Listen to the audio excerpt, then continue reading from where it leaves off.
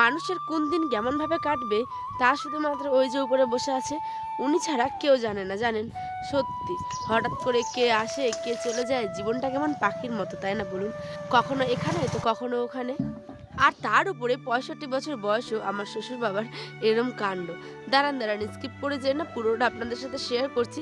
তাহলে চলুন, good morning, কেমন আছেন সকলে? আশা করছি যে যেখান থেকে দেখছেন সকলে ভালো আছেন, সুস্থ আছেন আমার প্রিয় পরিবার। আমি পায়েল উত্তর দিনাজপুর থেকে নিয়ে হাজির হয়েছি সুন্দর একটি ছোট্ট ব্লগ। বাবা সকাল সকাল উঠেই দেখি যে কচুর যে গোড়াটা হয় না, সেটা কেটে দিয়েছে, জানেন? কারণ ওটাকে কি যেন বলে, মানে কচুর মুন্ডা নাকি, ঠিক আছে? তারপরে এখানে যাচ্ছিলাম হচ্ছে গিয়ে আমি কাপড়গুলো কাচতে। আর আমাদের বাড়িকার পুচকি, মানে আমার ভাতিজি হবে, সে ক্যামেরাগুলো দেখে খুব আনন্দ পায়, জানেন? ও দেখুন, ওও দেখছে কিন্তু, হ্যাঁ, যে কীরমভাবে ভিডিও হয়, কীরমভাবে কি। আর হাজার একটা কোশ্চেন আমাকে করে, কাকিমা এই করো, কাকিমা কিভাবে কি, মানে তুমি ভিডিও করো কিভাবে লোকগুলো দেখতে পায়, মানে ওর হাজার একটা গল্প। দেখুন আমি যেখানে যেখানে কাজ করি সেখানে সেখানে ছুট্টে ছুট্টে চলে আসছে আর গল্প করছে বেশ। তাহলে চলুন ওকেও একটু বলি কেমনভাবে কি করতে হয়, কারণ খুব কম সংখ্যক মানুষই তো বোঝে, তাই না বলুন? বড়দেরকে না বুঝে ছোটগুলোকে বললে যদি একটু মনটা হালকা হয়। যাই হোক, মজা করছিলাম। চলুন, আমার গলার অবস্থা এত কালকে খারাপ ছিল যে ছোট্ট একটা শুধুমাত্র ব্লগ দিয়েছিলাম মহরমের। হ্যাঁ, মানে মেলায় ঘুরতে গেছিলাম তো সেই কারণে ছোট একটা ব্লগ দিয়েছিলাম। আজ এই গলাটা একটু কালকের থেকে মানে একটু স্বাভাবিক। তাই চলে আসলাম আয়ন সোনাকে ঘুম পাড়িয়ে আপনাদের সাথে গল্প করতে। আর দেখছেন ওয়েদারটা যে কি সুন্দর, তাই না? মনে হচ্ছে যে এটা বর্ষাকাল, মানে এত পরিমাণে রৌদ্র, এখন বৃষ্টির দরকার কিন্তু বৃষ্টির আর দেখা নেই। যাই হোক, বাবা সেই কচুগুলোকে বিক্রি করতে নিয়ে যাচ্ছিলো, মানে কচুর গোড়াগুলোকে। আর এই যে মেঘটা কি সুন্দর লাগছিল ক্যামেরাতে, সত্যি তাই ভাবলাম চলুন আপনাদের সাথেও একটু শেয়ার করি। তাহলে এবার তো রান্না করতে হবে, নইলে তো আবার বরমশাই খেয়ে দিতে দেরি হয়ে যাবে, তাই না? মেঘ দেখলে তো আর চলবে না। সঙ্গে সঙ্গে চলে আসলাম ঘরে। এসে ভাবি যে কি করা যায় কি করা যায়। তো সকালবেলা জানেন আমরা করেছিলাম হচ্ছে গিয়ে মুসুর ডালের ছানা আর ভাত করেছিলাম, আর একটুখানি রাতে চিকেন ছিল। তারপরে হঠাৎ করে বাবা বোন আসছে, আমি কিন্তু কোনো জানতাম না, একদম পুরো সারপ্রাইজ। বাবারা, মানে আমাদের যেহেতু উত্তর দিনাজপুরের রায়গঞ্জ বাড়ি, তো ওখান থেকেই আর কি, আরও ভিতরে আমাদের গ্রামে, কিন্তু বাবারা রায়গঞ্জ টাউনে এসেছিলো। তখন ফোন করে বলছে যে আমি তোদের বাড়ি যাচ্ছি। এবার মাথায় হাত কী জোগাড় করি না করি, কিন্তু মারা তো এরমই হয়, তাই না বলুন? মা মানে জানাতেই চায় না আগে থেকে, বাবা আসছে কি বোন আসছে তুই এটা কর যাতে আমার খাটনি না হয়, সেই কারণে বা মা চায় না যে আমি কোনো কিছু করি, কিন্তু তা বললে কি হয় বলুন? তো যাই হোক, ঘরে যা ছিল তাই করেছি।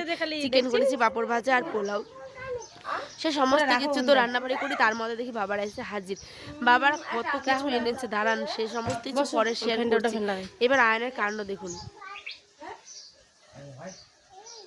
নানু যাও, নানু যাও, ওই নানু আসবে বলে একদম ওখানে উপরে দাঁড়াইছে।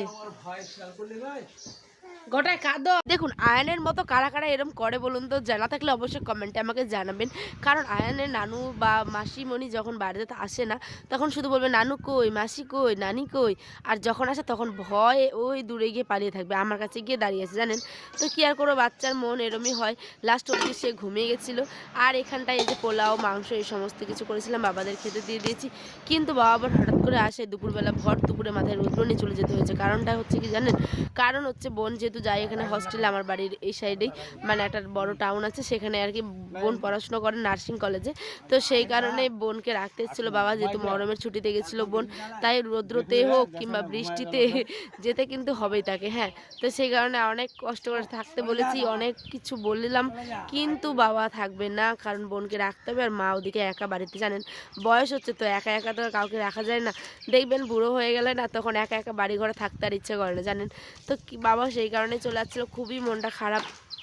কিন্তু কি করব বলুন, সব দিক তো চিন্তা ভাবনা করেই চলতে হয়।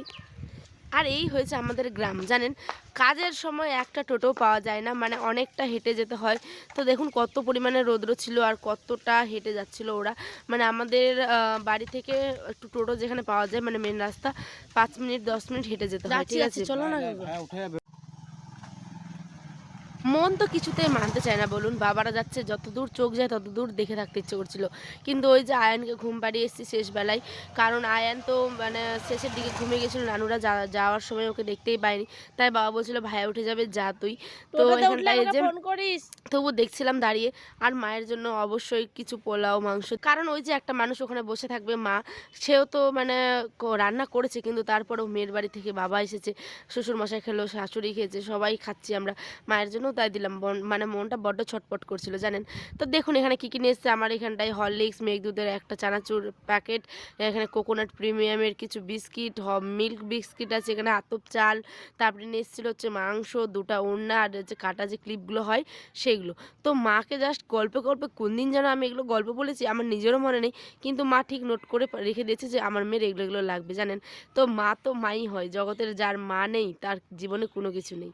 মনের মধ্যে হাজার না বলা কথাগুলো যাকে শুধুমাত্র আমরা বলতে পারি তারই নাম হচ্ছে মা। তো যাই হোক, এই যে আমার শ্বশুরমশাইয়ের কাণ্ড দেখুন, 65 বছর বয়সও, বলছিলাম না থাম্বনেলে তো দিয়েছি দেখেছেনই, আম পাড়ছে দেখুন গাছের আগালির উপর, টিনের উপর উঠে, এই বয়সেও।